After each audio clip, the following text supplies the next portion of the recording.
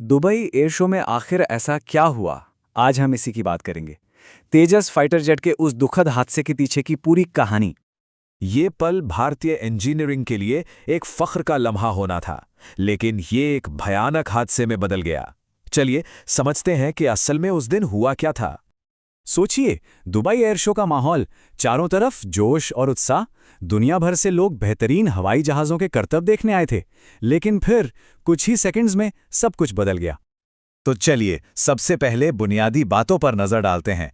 हुआ ये कि भारत में बना HAL तेजस फाइटर जेट दुबई के अल मखतूम अंतर्राष्ट्रीय हवाई अड्डे पर क्रैश हो गया। और सबसे दुखद बात यह रही कि इस हादसे में पायलट की जान चली गई। वहां जो लोग मौजूद थे, जो चश्मदीद थे, उनका कहना है कि उन्होंने एक बहुत बड़ा आग का गोला देखा और आसमान में घना काला धुआं उठता हुआ देखा। अंदाजा लगाया जा सकता है कि कितना खौफनाक मंजर रहा होगा। इस पूरी ट्रेजेडी के सेंटर में देखें तो दो चीजें थीं। एक पायलट और दूसरा वो खतरनाक हवाई करतब जिसे वो अंजाम दे रहे थे। इस हादसे में जिनकी जान गई वो थे विंग कमांडर नमांश सियाल। वो हिमाचल प्रदेश के रहने वाले थे और भारतीय वायुसेना के एक बहुत ही काबिल और तजुर्बेकार पायलट माने जाते थे। अब सवाल उठता है कि यह हादसा हुआ कैसे। जो रिपोर्ट्स हैं वो बताती हैं कि पायलट एक नेगेटिव जी टर्न परफॉर्म कर रहे थे। अब ये होता क्या है? देखिए, ये एक बहुत ही मुश्किल स्टंट है। ये पायलट और प्लेन दोनों को उनकी ऑपरेशनल लिमिट्स तक ले जाता है और कुछ पलों के लिए ऐसा लगता है जैसे कोई वजन ही नहीं है। मतलब वेटलेसनेस का एहसास होता है। सब कुछ इतनी तेजी से हुआ। विमान ने कम ऊंचाई पर एक टर्न लेना शुरू किया, लेकिन वो उससे संभल नहीं पाया और इसके बाद प्लेन एकदम सीधा नीचे की तरफ आया और जमीन से जा टकराया। ये सब बस चंद सेकंड्स का खेल था। इस हादसे से ठीक पहले एक कंट्रोवर्सी भी हुई थी जिसने कई तरह की अफवाहों को हवा दी। तो यहां पर सच को अफवाहों से अलग करके समझना बहुत जरूरी हो जाता है। तो देखिए हुआ क्या था। क्रैश से ठीक एक दिन पहले 20 नवंबर को सोशल मीडिया पर कुछ वीडियोस वायरल हुए जिनमें दावा किया गया कि तेजस जेट से तेल लीक हो रहा है।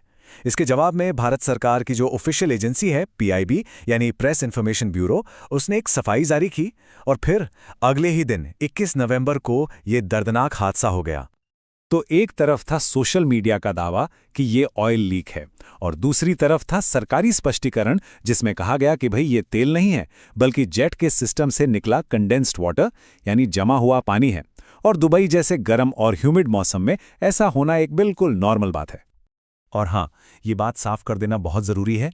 आज तक की जो भी जांच हुई है उसमें उस पानी के निकलने की घटना और अगले दिन हुए क्रैश के बीच कोई भी सीधा कनेक्शन सामने नहीं आया है।